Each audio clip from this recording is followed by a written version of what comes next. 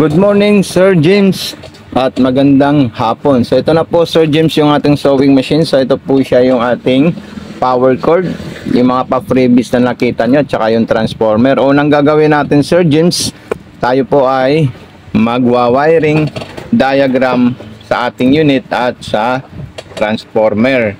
Yun yung kailangan unang malalaman natin at gagawin natin. Ito po siya, Sir James, yung ating transformer. Ito yung wire ng ating sewing machine. Diyan po natin isasaksak. Tapos etong wire natin dito po sa gilid ng ating sewing machine. Ayan. Tapos ito namang wire ng ating transformer sa regular outlet natin. Ayun po yung outlet namin na regular. So ayan po siya. So makikita nyo po siya, magkakaroon po siya ng power. Okay? So ayan. Ayan po, Sir James. Kita nyo po siya. At ayan na po yung unit natin. So itong unit natin, mayroon po tayong lagayan sa likod ng sinulid. Okay? So unang gagawin muna natin, tatanggalin muna natin yung bobbing natin. Papakita natin kung paano po tayo maglalagay ng sinulid. So unang-una po, Sir James, ito po yung bobbing natin, ilalagay natin dito, papasok natin dito at ilalabas natin dito sa malaking hiwa. Ayan. Tapos sasalpak natin dyan at yan ay tutunog. Okay? So ito po, bigyan pa kita ng isa pang bobbing. Then susunod natin dyan, yung sinulid natin, kailangan nakataas yung pressure foot natin. Susundan natin siya. Ayan.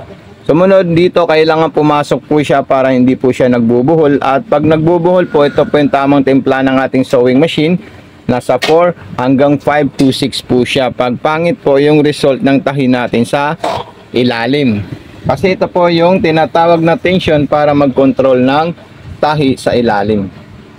So ayan po siya, Sir James. Tapos ilalagay natin at ipapasok natin sa butas ng karayom.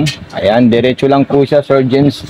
Tapos ikutin natin ito para mailabas niya po yung sinulid natin sa ilalim. Ito po yung sinulid natin sa ilalim. Ikutin natin yung hand wheel para makain niya po. Ayan. Okay. Tapos gaganyan natin siya. Tapos line natin yan. Ayan. So ayan po siya, Sir James. Dalawa na po yung sinulid natin. Yung sinulid natin sa ilalim at saka yung sinulid natin sa karayom. Papasok natin yan. Ilalagay natin, isasarado natin yan.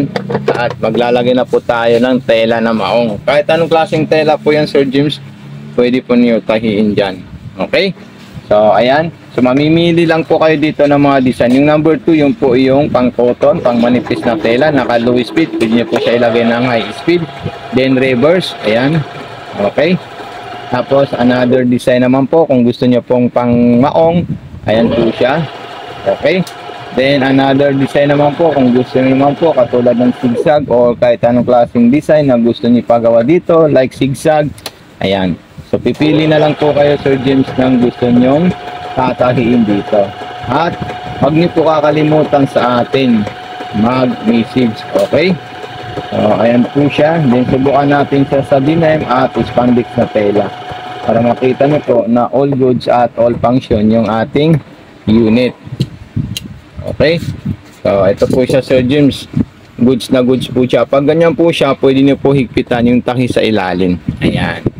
Higpitan nyo lang po siya, Sir James. Ayan. Tapos ibalik natin sa straight line na number 1. Ayan yung tension na nagpapahigpit or nagtitimpla ng tahi sa ilalim. So pakita natin kay Sir James. Ito. So ito na po siya, Sir James. Maganda na po yung tahi niya sa ilalim.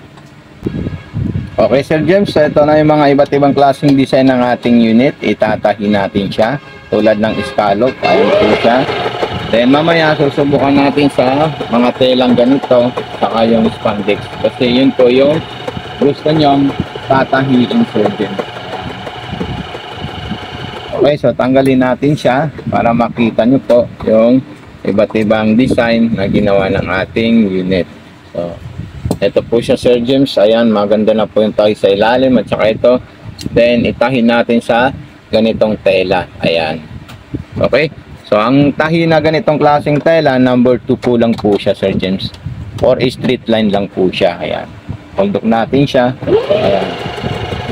Okay, so alalayan nyo lang po siya sa likod pag kayo ay nananahi ng mga maninipis na tela at mga malalambot na tela. Okay, so ayan, pakita natin kay Sir James. Ayan, para kita niya na talagang gumagana po siya. Ayan, napakahusay po siya, Sir James. Okay, nandito naman po tayo sa spandex. So ganun din po siya, Sir James, pag kayo po ay tatahin ng malalambot na tela. So, dalawang kamay yung gagamitin natin. Kailangan natin siya subaybayan at alalayan. Okay? So, ayan. So, ayan po siya. Para hindi po nagaano sa dulo o dito sa likod niya yung tahi. Pero kung mga cotton-cotton at saka mamaong, kahit hindi na po siya aalalayan. Okay? So, ayan po yung mga technique ng ating mga mananahi, Sir James. So, ayan. Hindi ko na po siya tatanggalin, para makita nyo po na yung sewing machine natin is all-in-one na po siya sa mga iba't ibang klaseng tahi. Hindi lang siya pang manipis, pang maong, at pang cotton. Kundi lahat ng tela, pwede niya po tahiin dito. Ayan. Okay. So ito na po siya, Sir James. Kompleto na po yan. Wala na pong may iwan dyan. Okay. Ano na lang po. Paki-unbox na lang po.